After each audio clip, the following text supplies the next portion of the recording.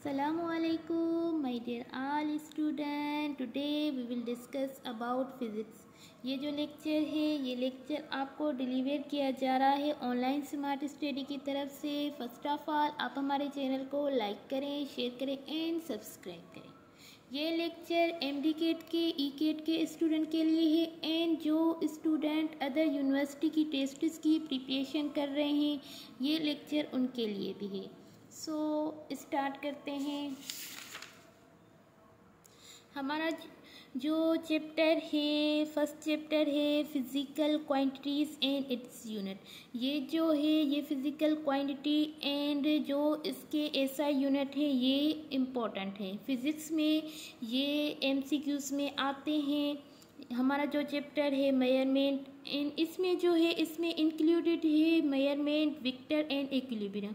मतलब कि इसमें जो आपकी एमसीक्यूज़ प्रैक्टिस हो जाती है वो 3 चैप्टर की एमसीक्यूज़ प्रैक्टिस हो जाती है। ठीक है, सो स्टार्ट करते हैं।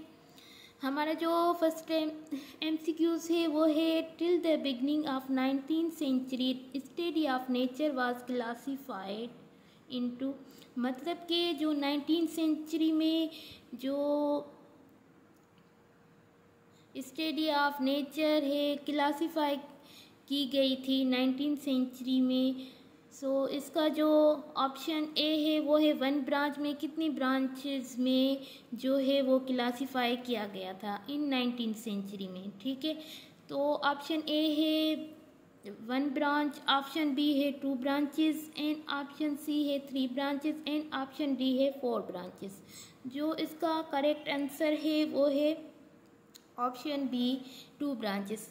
19th सेंचुरी के अकॉर्डिंग जो नेचर की स्टडी की गई थी वो 2 ब्रांचेस के तहत की गई थी।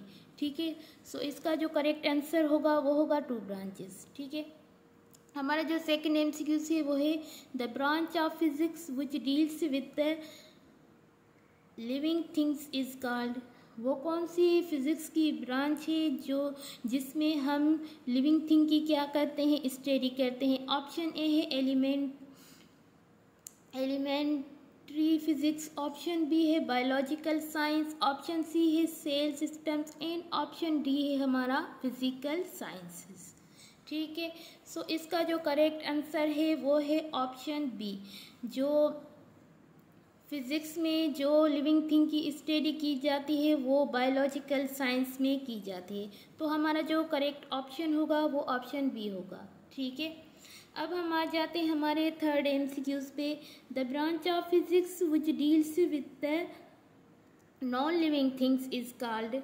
वो कौन सी फिज़िक्स की ब्रांच है जिसमें नॉन लिविंग थिंग की क्या की जाती है, स्टडी की जाती है। इसमें भी वही सेम ऑप्शन है, तो इसका जो करेक्ट आंसर होगा वो होगा फिजिकल साइंस। एक होती है बायोलॉजिकल साइंस, एक होती है फिजिकल साइंस। बायोलॉजिकल साइंस में हम स्टडी करते हैं लिविंग थिंग की एंड जो नॉन लिविंग थिंग की हम स्टडी करते हैं वो करते हैं फिजिकल साइंस में। इसका जो करेक्ट ऑप्शन होगा वो होगा ऑप्शन डी। ठीक है, सो हमारा जो फोर्थ एमसीक्यूज है वो है which of the following disciplines are the basic part of physical science. ठीक है, जैसे कि फिजिक्स, केमिस्ट्री, एस्ट्रोनॉमी, जियोलॉजी। ठीक है, सो इसमें हमसे पूछ रहा है कि basic part of physical science Which of the following disciplines are the basic part of physical science। मतलब कि फिजिकल साइंस के बुनियादी जो पार्ट हैं वो कौन से हैं। ठीक है, अब फिजिकल साइंस के कौन से हैं, पहले आ जाते हैं हम केमिस्ट्री पे। केमिस्ट्री भी हम पढ़ते हैं। ठीक है, एस्ट्रोनॉमी, जियोलॉजी। अब इसके ऑप्शन पे आ जाते हैं। ऑप्शन ए है ओनली 1, ऑप्शन बी है 2 ऑफ देम, ऑप्शन सी है 3 of them and option D है ऑल ऑफ देम। सो इसका जो करेक्ट आंसर होगा वो होगा ऑल ऑफ देम, क्योंकि हम जो है फिजिकल साइंस में फिजिक्स, केमिस्ट्री, एस्ट्रोनॉमी, जियोलॉजी ये सारे जो है पढ़ते हैं। ठीक है, अब हम आ जाते हैं हमारे जो फिफ्थ MCQs पे at the present time the number of main fortiness in fundamental sciences are. Option A है 1, ऑप्शन सी है 3, नो, ऑप्शन बी है 2 एंड ऑप्शन सी है 3, ऑप्शन डी है 4। सो इसका जो करेक्ट आंसर होगा वो होगा ऑप्शन 4। ठीक है, सो अब हम इधर आ जाते हैं। ठीक है, ये हमने कर लिया। ठीक है,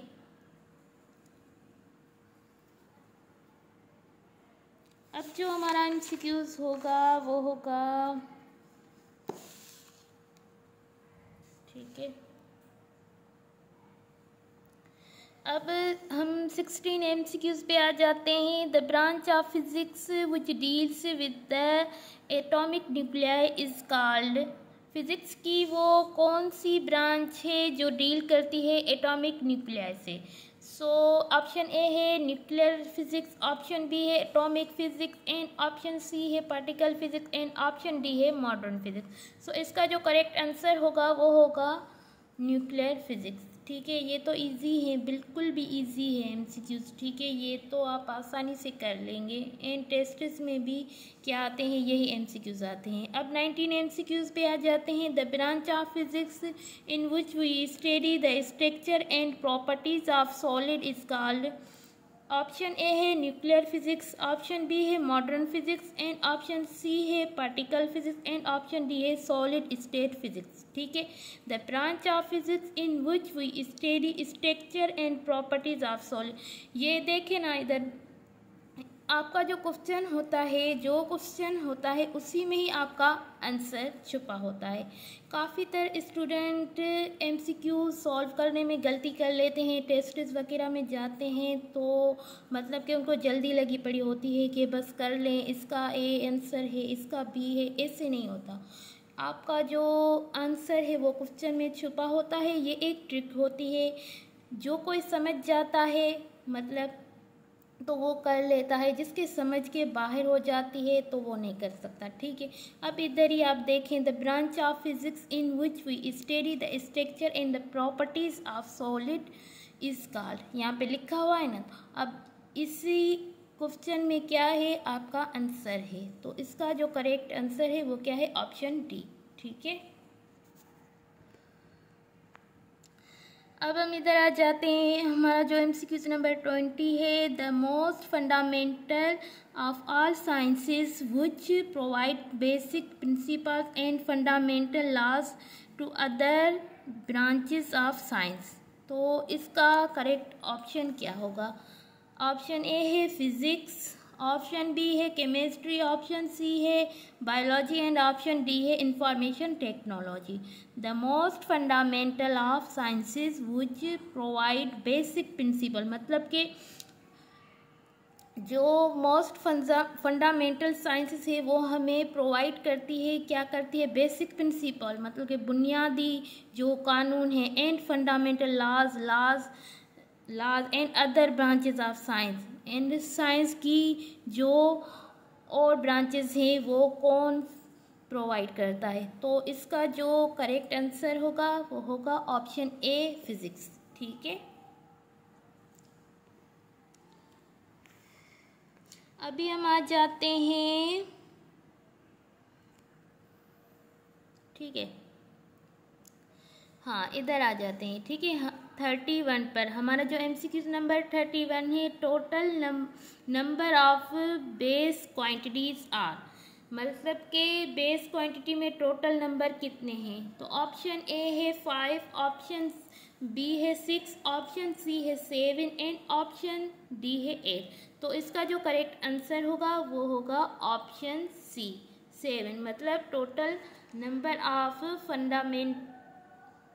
number of base quantities are 7। तो वो क्या कितने होते हैं, 7 होते हैं। ठीक है,